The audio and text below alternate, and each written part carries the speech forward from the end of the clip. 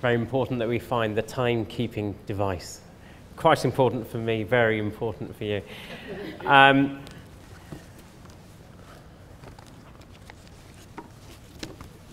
So thank you very much, Doug, for that introduction, and thanks also, although I don't see her here, she may be here, to Cara McLaughlin, who put in so much care in advance to get me here.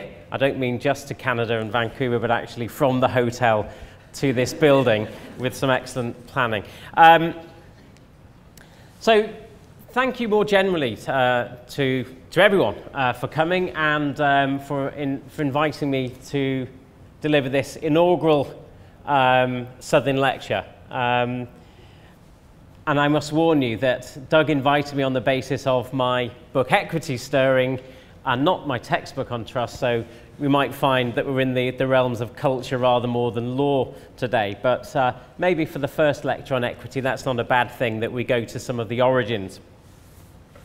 Unusually for me, I will be reading this lecture, so it's a lecture in the literal sense. I thought it was important to get the words right, whereas I teach normally without a script, and it really doesn't matter what I say. So, the Southern lecture has been established in honour of a pioneering judge who, when she found herself at a fork in the road of just progress, was not afraid to take the road less travelled by, to take the hardest path.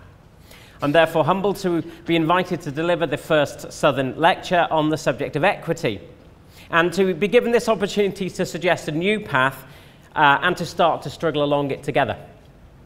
The path that I propose we should follow is the path of personal equity. As a good judge will act with juridical equity in court, so a good citizen will act with personal equity in their everyday life. In truth, the path of personal equity is a very old path, but the name of equity is nowadays so entangled with notions of political equality that we can hardly see it anymore. Progress depends upon wisdom to discern the point to which the ideal of equality can take us and the point beyond which we need the nuance of equity to assist it. Aristotle proposed the earliest developed version of the sort of personal equity I have in mind. He termed it epikeia, which might be loosely translated conduct befitting context, where such conduct is in the nature of flexible forbearance. It is a call to bear with one another in the inevitable and ongoing struggle to fit the shape of our individual lives to the forms, including legal, of social frames. Aristotle took the dominant legal metaphor of the straight and regular architectural rule and suggested that instead of a very rigid rule, we should use a rule made of lead. This is what the builders on the island of Lesbos did in Aristotle's day. They wouldn't unnaturally level the ground to receive rectilinear stones, but would lay the leaden rule along the natural contours of the land and would carve their stones to fit the shapes presented by life. Epikeia is an accommodating ethic. It is the ethic that allows someone to jump the ticket queue when their train is leaving soon and yours is not. It is the ethic that will not sue the hospital worker for accidentally spilling hot water on your hand when yesterday the hospital surgeon saved your life. The opposite of Aristotle's ethic of epikeia is the character of those who insist strictly upon their own rigid rights or who would insist upon the strict imposition of unaccommodating laws. Aristotle's aim in promoting epikeia was not to reform the political justice of Athens or the juridical system of Athens, but his aim rather was to transform the ethics and behavior of the individual citizen. Accordingly, we find discussion of epikeia in his books on ethics and rhetoric rather than in his book on politics. I would argue that the essence of his approach continues to be valid regardless of the formal nature of our political and juridical system. Wherever we find ourselves, each of us is a critic, a judge, a decision maker, Sometimes our decisions affect only ourselves. More often than not, they also affect others. I want to invite us to consider what it might mean to exercise personal equity in the way we hear, read, and make decisions and judge. We might wonder what Aristotle's personal equity can possibly have to say about juridical equity of the sort that is practiced in modern courts, the sort of equity that we teach as a standard part of a law degree. Can there be any overlap between chancery equity and Aristotelian epikeia? At first sight, it seems unlikely. After all, juridical equity is required to respect precedent and to be predictable as possible. This, some might argue, leaves no room for personal judgment on the part of the judge. Against that view, I would argue that in a common law case-based system, when the language of law combines with a complex factual matrix, there will nearly always be room for a variety of judgments, especially in contested cases, more especially on appeal. Decisions in the highest courts at the cutting edge of legal development are frequently unpredictable in advance. The point is borne out by numerous decisions in the field of property and trusts in the UK's highest court, and I suspect the experience is similar here and in other common law jurisdictions. In any event, even if the latitude for discretion in a case is very small or practically non-existent, or if the judge feels compelled to reach a particular conclusion, he or she has great leeway regarding the language in which their decision is expressed. An inexact comparison may be made with theatrical performance. For even if a director or actor regards a dramatic script as a posited, predetermined and unalterable thing, they nevertheless retain great scope as regards the style of their particular performance. And style, properly understood, is an aspect of the substance of a thing. I might have no choice but to tell you the disappointing news that you didn't get the job, but I have the option to tell it in a way that is humane. How I speak changes what is spoken. A member of the superior judiciary, as Madam Justice Southern was, might hear hundreds of cases in a professional lifetime, and some notable decisions might live on long after they've retired from the bench. But each one of us here is involved on a daily basis in making judgments on the lives of others that may have long-lasting impact. Academics are sometimes very unkindly accused of living in ivory towers. But in fact, we are also required to make crucial decisions in the lives of others. What grade to award, what reference to write, what career advice to give, what talent to encourage, what hopes to quash. Let me give you a concrete example of the sort of practical situation that might give a university tutor a headache. Suppose a student comes to her tutor and asks to switch from her standard 3-year degree course to a course which has the attractive feature of an additional year studying abroad. The student is currently in her first year and wishes to join the special course at the start of her second year.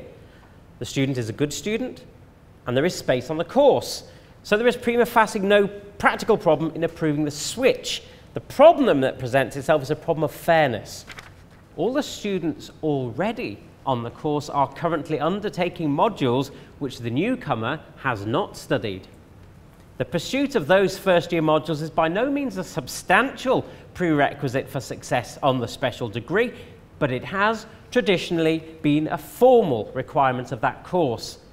The newcomer would bypass that formal requirement if she were permitted to join the course in her second year. Suppose the tutor were to say, "I would love to have you on the special degree course, and I know that you would love to be on it, but it would not be fair to those who are already on the course and who have already suffered a certain lack of freedom in their choice of modules." Does that decision strike a fair balance between the interest of the newcomer and the interest of the current students? Or does the decision strike us as being substantially unjust, even if it is formally justifiable? what it boils down to, I think, is that the newcomer desires to be treated differently to the current students, that is, desires that she should be exempt from the formal requirements of pursuing the first-year modules. Whereas the current students are assumed to desire that the door to the newcomer's opportunity should be barred by the same obstacles that they had to overcome. In summary, we can say that the newcomer desires differentiation, whereas the incumbents do not. If the tutor feels bound to reject the newcomer's application for the reasons just described, we can say that a particular and concrete demand for differentiation has been denied on the basis of an assumed general and abstract duty to equality. This, I would suggest, is the sort of decision that can give equality a bad name. It is a decision that is bad on at least 3 levels. First, because a demand for equality is attributed to the current students, even though they have not been surveyed for their actual opinions. Second, because the sort of equality that is envisaged is achieved in order to prevent the newcomer from receiving a presumptively better experience than that experienced by the incumbents. In other words, it may be termed a type of equality that in its ethic prefers to treat all parties equally badly, rather than confer a special benefit on one. Third, refusal of the request is the easiest decision to make, and the one that entails the least practical difficulty and cost. This leads to the suspicion that a higher degree of sacrifice and struggle might have yielded a better outcome. Some economists would say that low cost and practical efficiency indicate the most rational route to take, where we follow the ethics of the self-interested economic actor at our peril. In any event, there is a competing economic argument on the newcomer's side, for the newcomer gains from her late admission, whereas the incumbents lose nothing by it. If the scenario of the student's request were not complicated enough already, it becomes even more complex when we factor in another student. Let us call him the latecomer, who comes along after the newcomer and requests to be admitted to the course on similar terms. We might have anticipated that such a latecomer would present himself, and we might have used that possibility as a preemptive basis for denying the newcomer's request. The explanation to the newcomer would be in familiar terms. I would love to have you on the special degree course, and I know that you would love to be on it. But if I let in one, I have to let all in. And since I cannot admit all, I will not admit you. If we refuse the newcomer's request and give equality as our reason without struggling to do better, I think we are using equality in a way that is tyrannical. To improve on this approach, we have, in theory, at least 2 options. One is to say that we need to make an exception to the general rule of equality. The other is to take equality more seriously, by acknowledging that equality requires that like cases should be treated alike only when they are substantially and not merely formally alike. Whichever of these 2 theoretical approaches we prefer, they amount in practice to the same thing, which is to sustain the general rule of equality by supplementing it with an equitable response to the context in which the rule is operating. When we look closely at the case of the 3 students, the incumbent, the newcomer, and the latecomer, we are not forced to find the sort of identity between them that would justify strict equality as a basis for rejecting the newcomer's claim.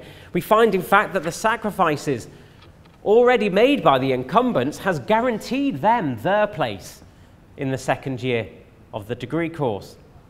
We find that the newcomer has made a different sacrifice, which is compelling in its own way. For the newcomer does not have the security of a guaranteed place in the second year, and therefore had to go to the effort of imagining the possibility of a place, and had to go out of her way to establish a novel opportunity and to risk rejection and failure. The latecomer, on the other hand, has made no real sacrifice, for he is effectively piggybacking the sacrifice and pioneering efforts of the newcomer. It is slightly more problematic if we suppose that the latecomer had never heard of the newcomer's successful attempt and had come entirely on his own initiative, where there is equality of desert between newcomer and latecomer. The usual way to dispose of scarce resources or scarce opportunities is a simple rule of convenience, such as first come, first served. Some might call that the Darwinian law of the jungle. It is, however, the only law that can serve in practice, so let us call it the civilized law of the queue. That's the Englishman in me. This law of the queue is especially powerful in property disputes, and where such disputes occur in colonial context, one of the arguments in favor of justice for First Nations peoples is the simple fact that they were there first.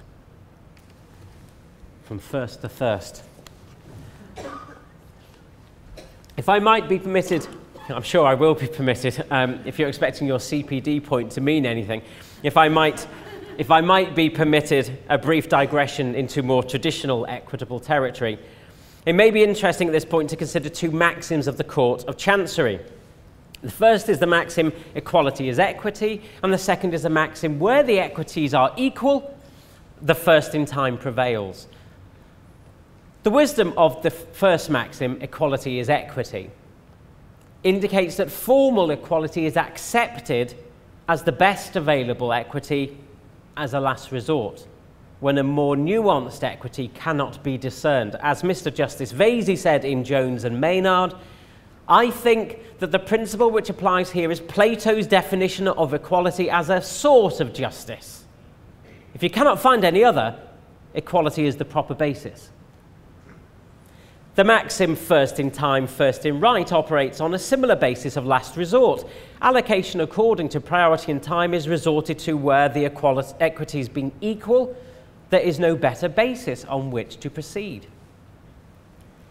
The approach suggested by these maxims as a guide to equitable judgment in court supplies a rough, practical guide to equitable judgment in other contexts. It suggests that we should struggle for equity as far as we can and resort to blunt default rules such as formal equality or temporal priority only as a last resort.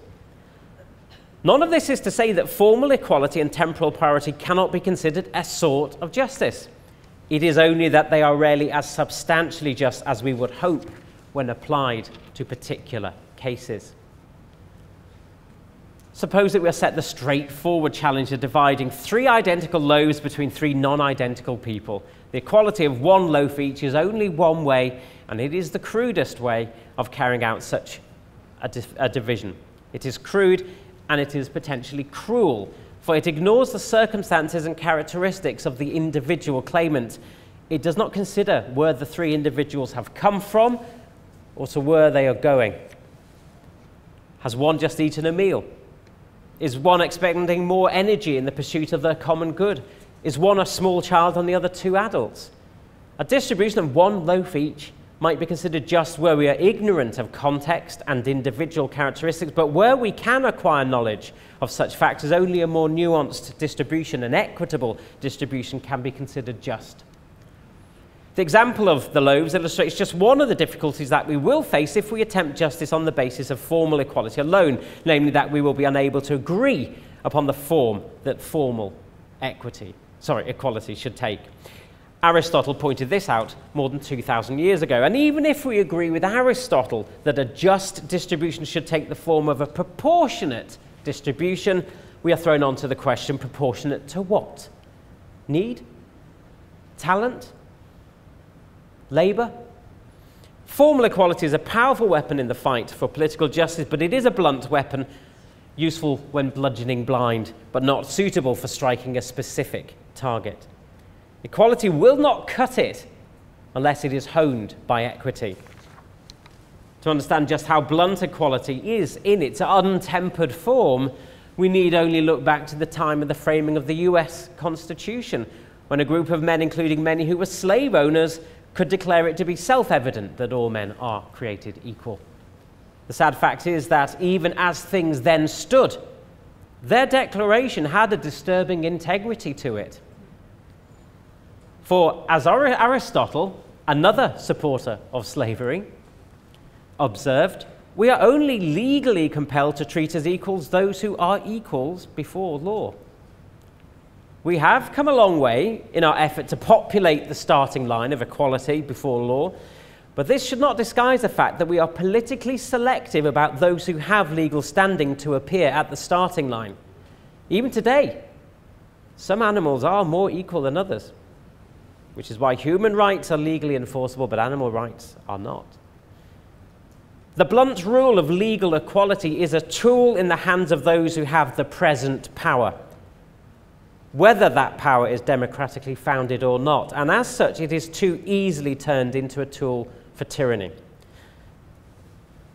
It is only with great circumspection, self-critique and doubt that we should seek to swing the hammer of equality with the force of legislative authority. If we are not circumspect, we are in danger of behaving like Procrustes, the monster of Greek myth who invited travelers to sleep on his bed, and if they were too big for the fixed frame, would cut them down to size. That, in case you're wondering, is Procrustes. It's not a gesture to the clothing optional beach outside.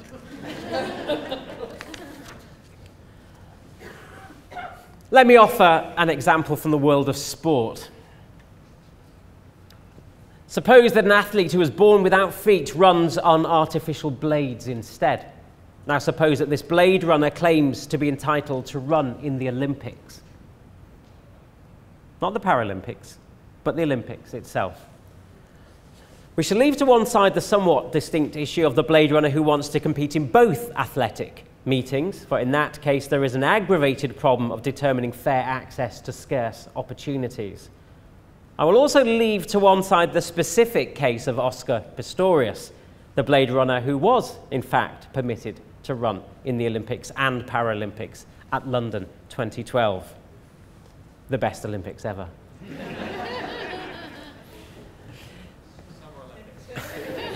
Agreed, the best Summer Olympics ever, yeah. We've never hosted a Winter Olympics for obvious reasons. If you're the person who will decide whether our hypothetical blade runner will compete in the Olympics, you have a choice. You can have regard for the athlete's distinctiveness, or you can ignore it. If you have regard for the athlete's distinctiveness, you must struggle to adapt the general rule, the one that requires competitors to be equally free of artificial assistance, to accommodate this athlete's particular physique. One very nuanced way to do this would be to create a new event of equal status and with an equal prize, but for athletes who run on blades. This is what the Paralympics movement does very well. It takes the rule of the Olympics and adapts it in as precise a way as possible to the diverse physiques of a wide range of competitors.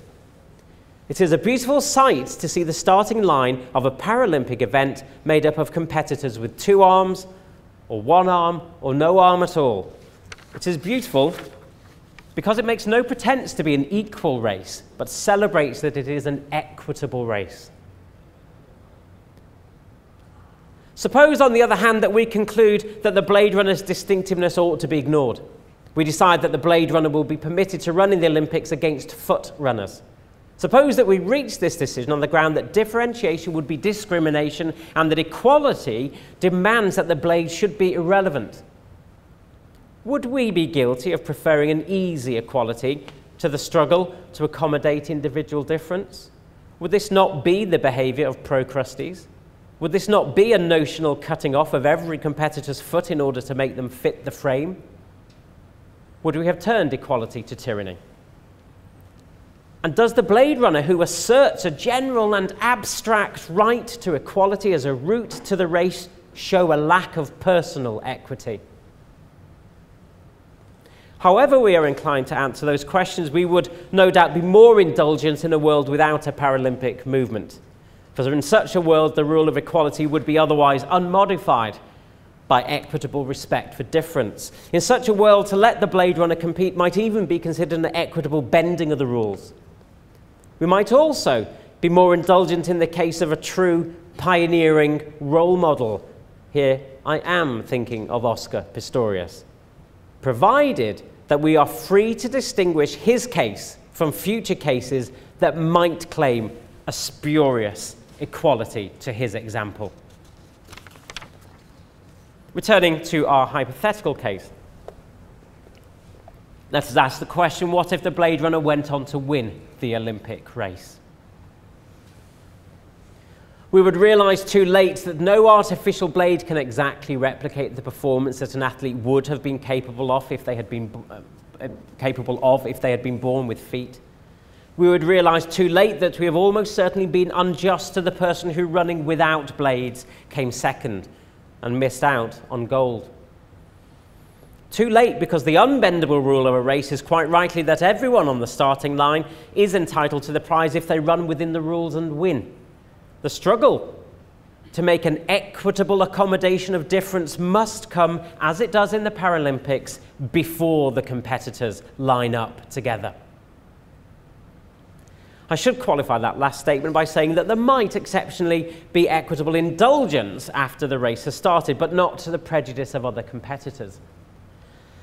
This is why the university tutor should be willing to allow the student discussed earlier, the newcomer, to join the second year of the course, even though she did not line up with the others at the start of the first year.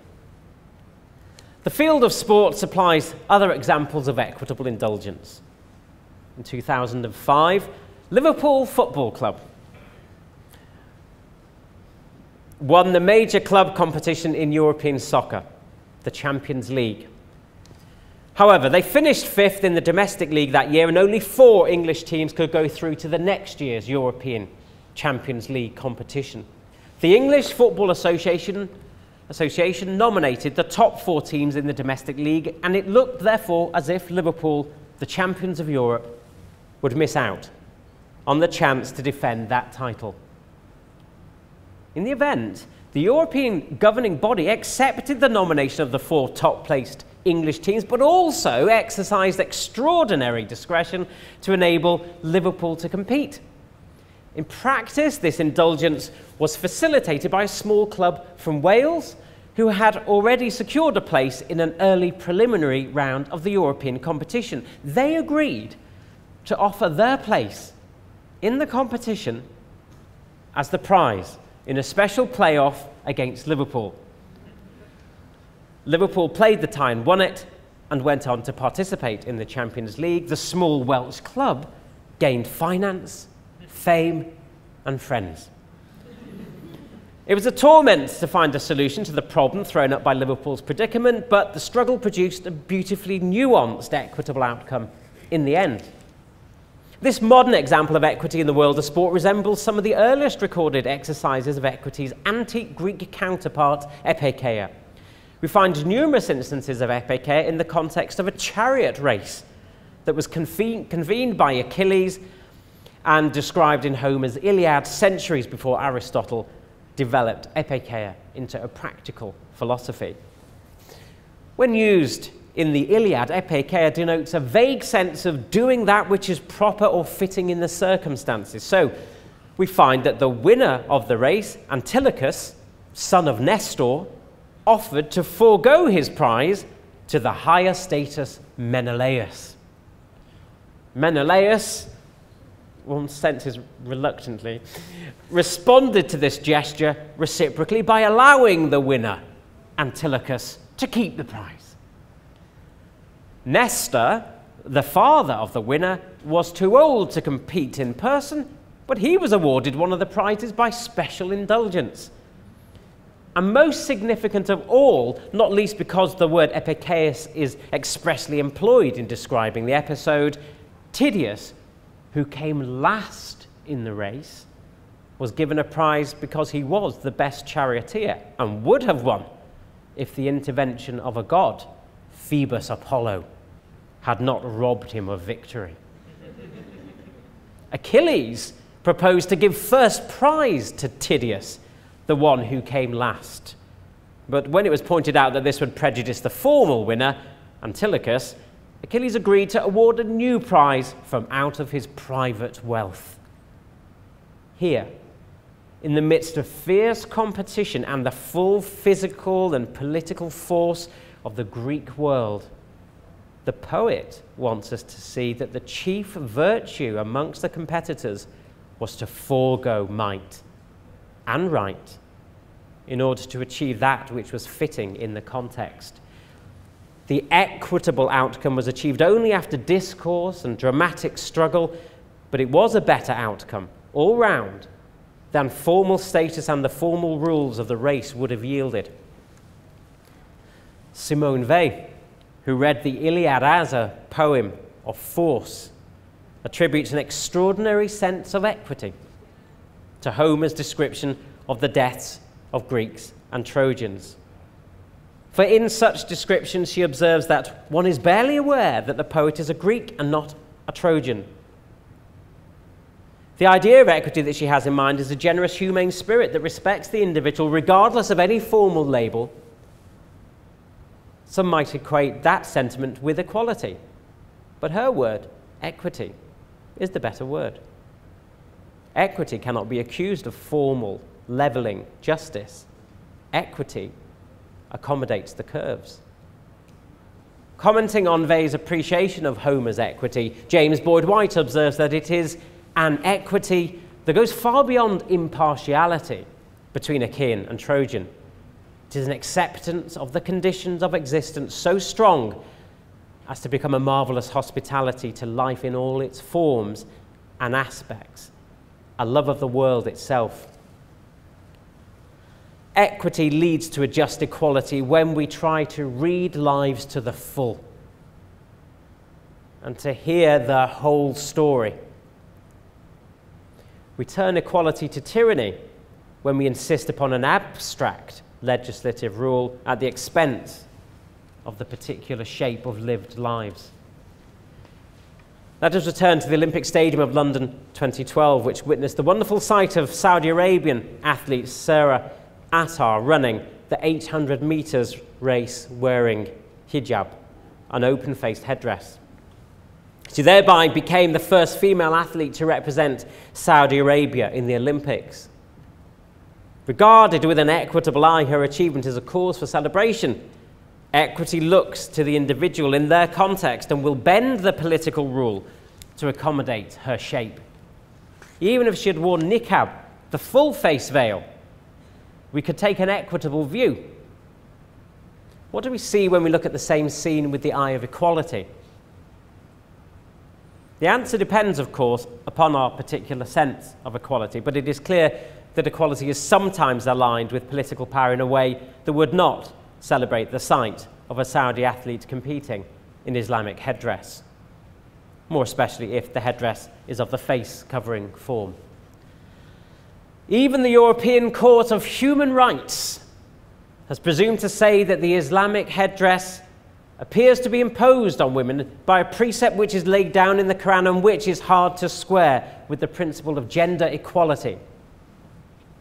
We know from actual surveys that many of the Muslim women who wear headdress have no difficulty squaring that practice with the principle of gender equality, even if their idea of gender equality is not in every case one that European courts, constitutional courts, would subscribe to. No country has tried harder to achieve social integration of all its citizens, regardless of religion or culture, than the Republic of France. The problem is that the French government has sought integration on the Procrustean basis that one size fits all. In 1991, the Haut Conseil à l'Intégration put it this way. Well, they put it in French, but I'll read the English translation. The French conception of integration should obey a logic of equality, not a logic of minorities. The principles of the revolution and the declaration of the rights of man and of the citizen permeate our philosophy, founded on the equality of individuals before the law, whatever their origin, race, or religion, to the exclusion of an institutional recognition of minorities. This is the tyranny of equality. It is the French ideal of égalité, insufficiently tempered by the French ideal of liberté. For an alternative view, we might look to a Frenchman writing before the revolution, Alexis de Tocqueville. He hoped to see the day when the law will grant equal civil liberty to all. And he warned that a government can no more be competent to keep alive and to renew the circulation of opinions and feelings amongst a great people than to manage all the speculations of productive industry. No sooner does a government attempt to go beyond its political sphere and to enter upon this new track than it exercises, even unintentionally, an unsupportable tyranny. For a government can only dictate strict rules. Harm can be caused by a good thing, a rule of law or a rule of equality, if taken to excess. A poison will sicken the appetite, but so too will a surfeit of sweet things. The maxim summum ius summa injuria, which was already old when Cicero used it, informs that the height of harm is to be found not in the height of anarchy, but in the height of formal justice. I think I'm standing underneath another Latin maxim. Do justice though the heavens fall. Well, we might want to reconsider that and tear it down after the lecture. The abuse of legitimate power is an aggravated abuse, not only because it's done in the name of a good thing, but because the name of democratic law makes attempts to resist its power presumptively undemocratic and illegitimate. Tyranny, in the guise of law and democracy, is the hardest tyranny and the hardest to resist. The original tyrants were sometimes welcomed as rulers of early city-states. The tyrant was not democratically accountable, but he was strong. It has been observed that tyrannies were often conceded, if not encouraged, by the governed. Indeed, many seem to have arisen in Greek states because of crises serious enough to persuade citizens to surrender their political prerogatives to single, popular leaders capable of meeting their current needs. Tyrannies ended because, when the crises passed, tyrants were no longer needed or wanted. Will we recognize when we have invited tyranny? And if we do, will we realize when the time for tyranny has passed? But let us come back home. Not to my home, but yours. I recently had the pleasure of reading Richard Dawson's forthcoming book, Justice as Attunement. In it, he refers to James Tully's book, Strange Multiplicity, Constitutionalism in an Age of Diversity. It is, as I'm sure many of you will know, a wonderful work of contemplation on Bill Reed's remarkable sculpture, The Spirit of Haida Gwaii, in which he communicates the richness of Haida culture as a community of marvelous characters crowded into a canoe striving through the waters. So I think I can get this by doing that. There's the canoe. You all know it. I didn't realize until a matter of days before I arrived in Vancouver to give this lecture that the second casting of that splendid sculpture would be waiting to greet me at the airport. But it wasn't put there for me. It was, James Tully observes that the spirit of Haida Gwaii depicts in a striking manner a specific concept of equality as equity. All members are equally recognized and accommodated as far as possible in terms of their own cultural identity. The result is that the constitutional arrangement of the canoe is far from uniform. The members make up an association more akin to the irregular arrangements of an ancient custom-based constitution than to a modern, uniform constitutional association. Modern uniform constitutions are built on the rectilinear lines of general rules, but there's hardly a straight line in Bill Reed's sculpture as far as I can see. If you look at the photograph, you can see the contrast with the straight lines of the airport ceiling. I think it's revealing. The canoe is a sculpture, but it isn't a statue. Modern constitutions sometimes aspire to create a stable political state. The words constitution, stable, and state all derive from the root word to stand, when they should be striving to create a moving state. If we have aligned our rule of equality with the strict rule of law, how will we know when we've aligned it too rigidly? How will we know when we have created tyranny through excess? James Tully asks, how do the citizens tell if the constitutional arrangement they have reached at this point in their journey is equitable? and just. There is no transcendental standard beyond the discussion in the canoe from which it can be measured. The answer would seem to be that they practice the spirit they embody. They are always willing to listen to the voices of doubt and dissent within and reconsider their present arrangement. The day may come when we will realize that we have given too much power to the state in the matter of equality. For a state can only speak in strict rules. Will we recognize that day when it comes? And will we then have the language that we need to decry the tyrant? I don't know. But I am convinced that in the meantime, it is incumbent upon individuals to cultivate a better language.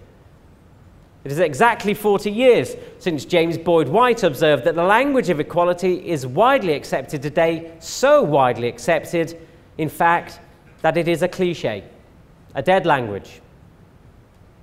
We need to practice a new and living language, one that will accommodate the particularities of humanity in our decisions and in our everyday dealings with others. The language of equity has life to it. It has the potential to promote personal practice that can lead to and from justice and equality without being absolutely bound to the inflexible ideology of any one political ideal or any static constitution. So, I come back at my conclusion to the point I started with. The call to each of us to struggle to exercise personal equity. It is a call to work with the or. I mean O-A-R. But O-R works just as well, I think. Charlotte Bronte's Jane Eyre supplies a very nice example of the sort of personal equity I have in mind. Jane unexpectedly inherits £20,000 and resolves to divide it 4 ways with her 3 cousins. She says, "It would please and benefit me to have £5,000. It would torment and oppress me to have 20,000, which, moreover, could never be mine in justice, though it might be in law."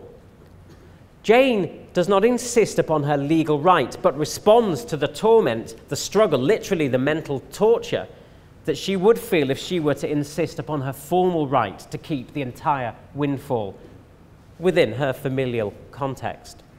Jane sensed the injustice fully as much a matter of feeling as of conscience. She felt the torment of equity. As she says, "My cousins saw at length that my mind was really and immutably fixed on making a just division of the property, as they must in their own hearts have felt the equity of the intention." Recent scientific research, not a phrase I use very often, as recent in fact as last summer, suggests that a fairness-driven desire to take less than our allotted share is an attribute that separates us from the animals. Non-human primates have a keen sense of injustice when their allotted share is less than what they perceive to be a fair share, but they apparently show no discomfort when their allotted share is greater than a fair share. In the case of Jane Eyre, the end point of her equitable division was strict mathematical equality, but it needn't have been. Many of us, if we won a windfall, would feel an equitable compulsion to share our good fortune with others, but we might feel no compulsion to share it on the basis of strict equality. Jane Eyre was subject to the torment of her own personal sense of equity, but she was not subject to the tyranny of an externally imposed rule of strict division. Quite the opposite. The prevailing legal and social norm gave her right to the entire fund, but she yielded her right in the interests of a more just disposition. To cultivate the personal equity of Jane Eyre is our best hope of equality without tyranny. I think this is what Victor Hugo had in mind when he wrote, "Par bonne distribution, il faut entendre non distribution égale, mais distribution équitable. La première égalité, c'est l'équité."